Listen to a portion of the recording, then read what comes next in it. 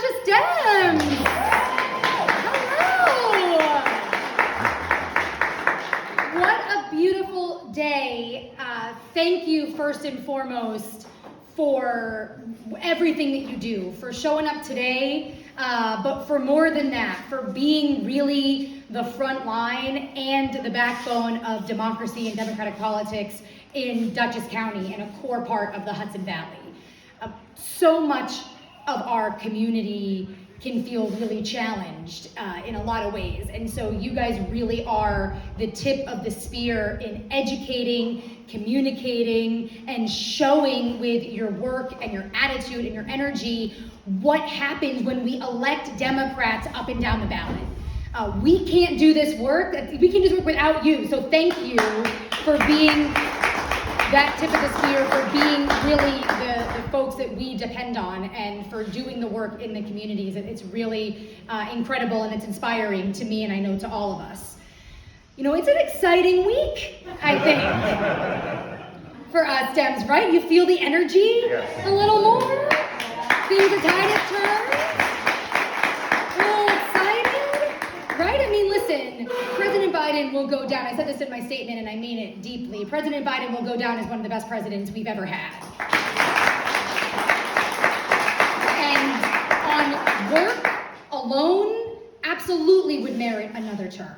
But we are facing deep challenges across our country, and I think what he has done and what his team has done is a master class in leadership.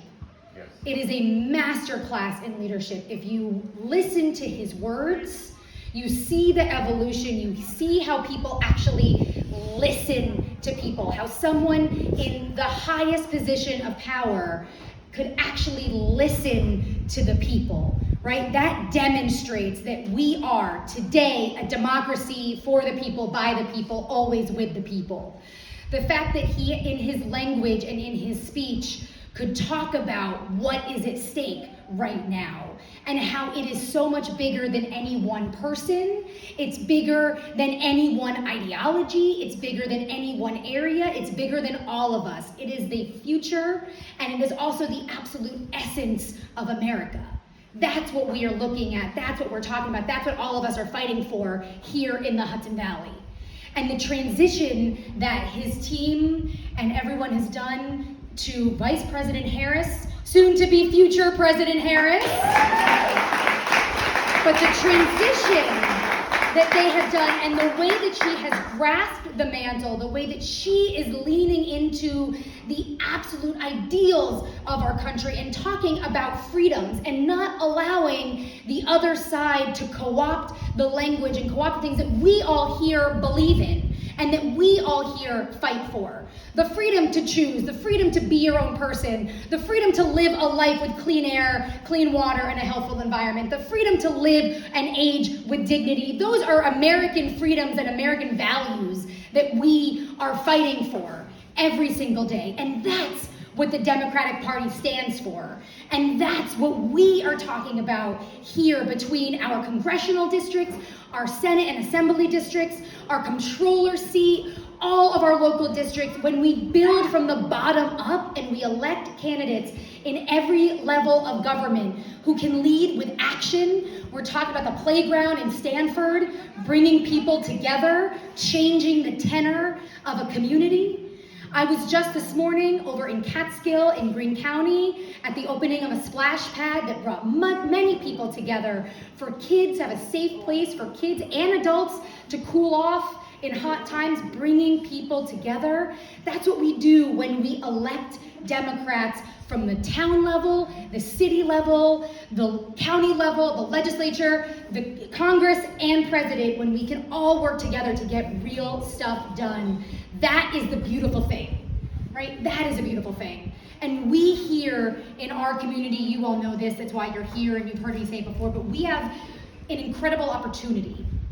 We have an incredible opportunity to show the world who it is that we are, not just in New York, but here specifically in the Hudson Valley and in Dutchess County.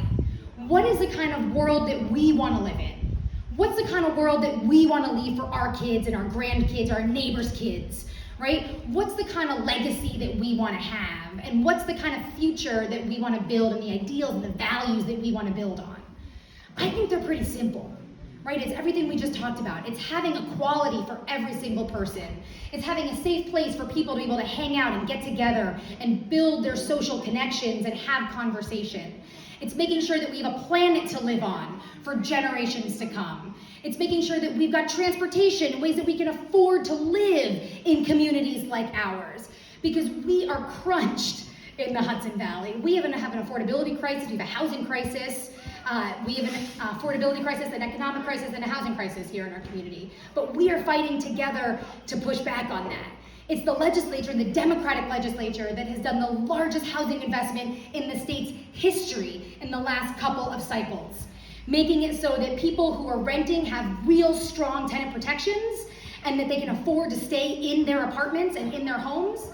It's making it so that we have a real plan to build more housing and to rehab homes and to get homes back and zombie properties back online so they can contribute to the tax rolls and still have more affordable places for people to live. Those plans are what the Democratic majority in the state legislature has pushed forward.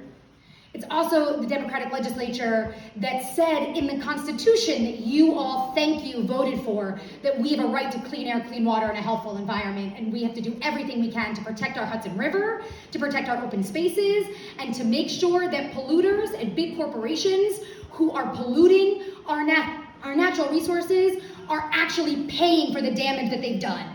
That should not be on the backs of local taxpayers, local residents, our community members. The corporations who have done it should be the ones who are footing the bill to get our communities back on track, to be safe, healthy places to live.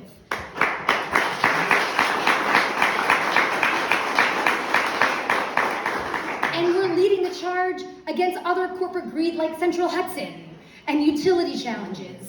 It is us in the legislature who are actually driving the conversation for the PSC to put that, to make sure that they actually paid what they owed in the challenges on the billing debacle that they've had, and put in $4 million. I should be more, and we're pushing to change some of the laws to make that more, but $4 million in the community benefit fund, something that I don't think has ever happened before. The reason the PSC actually cracked down on Central Hudson was because of community members and because of your local representatives like me, like Assemblymember Barrett, like Congressman Ryan, who have been screaming from the rooftops that we have to do better.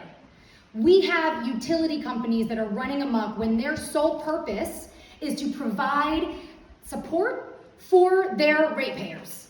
We need heat and water access and electricity. Those are things that we need to survive, and we cannot allow corporations and groups like Central Hudson to run amok in that space. And so I'm really proud that we've had two bills, one signed into law, one passed, we're waiting for the governor to sign, one that put an end to extreme back billing, which was a major issue that people faced through this whole Central Hudson series.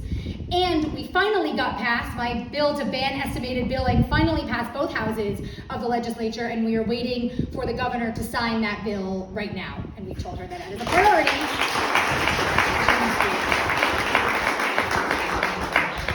We're the ones who are actually driving the conversation. It's also our office and the Democratic majority who fought to fund healthy school meals for all in every single school, every single classroom across the state, and we made sure that over 80% of students now have free lunch and free breakfast in their schools. It's the first time ever in the history of New York that that has happened from the state legislature, and we are working to close that small but still serious gap to get to a full 100.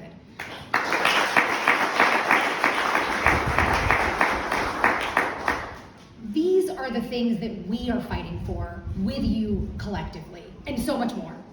And making sure that you can send, who you'll hear from in a moment, but Assemblymember Barrett back to the Assembly, making sure that you can send me back to the Senate, making sure that we have two Congress members in the Hudson Valley to be in the future majority in the House, and to make sure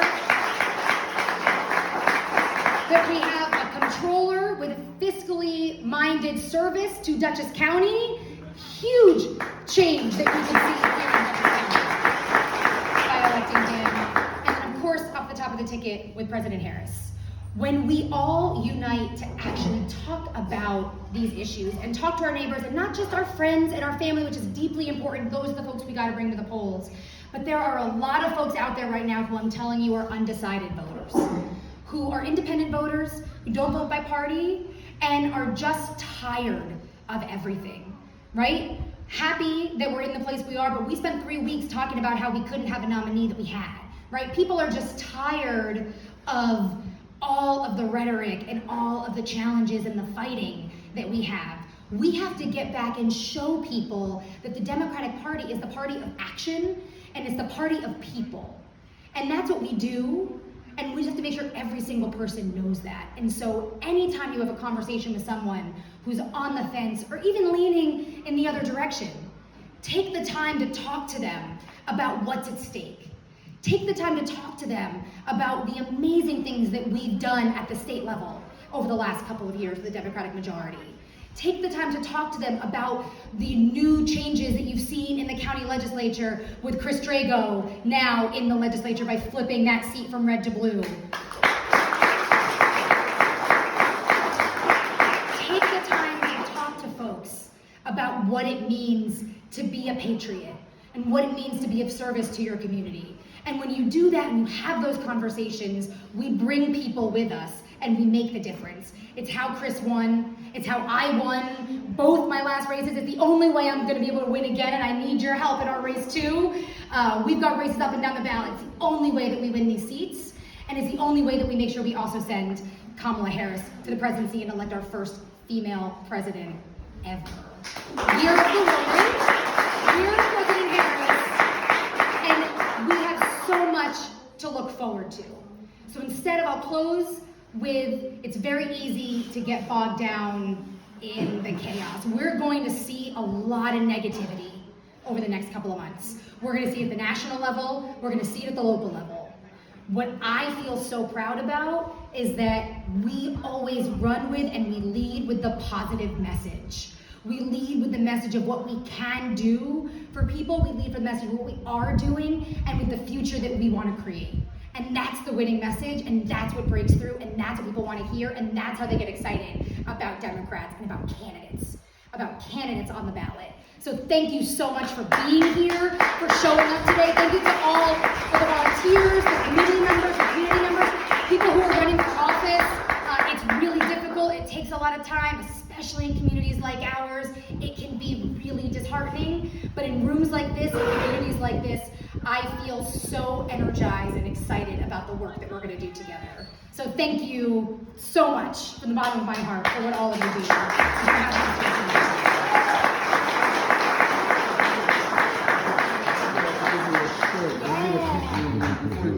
I'm going to put this shirt on right now. And then, how can I? That would be nice. Thank you.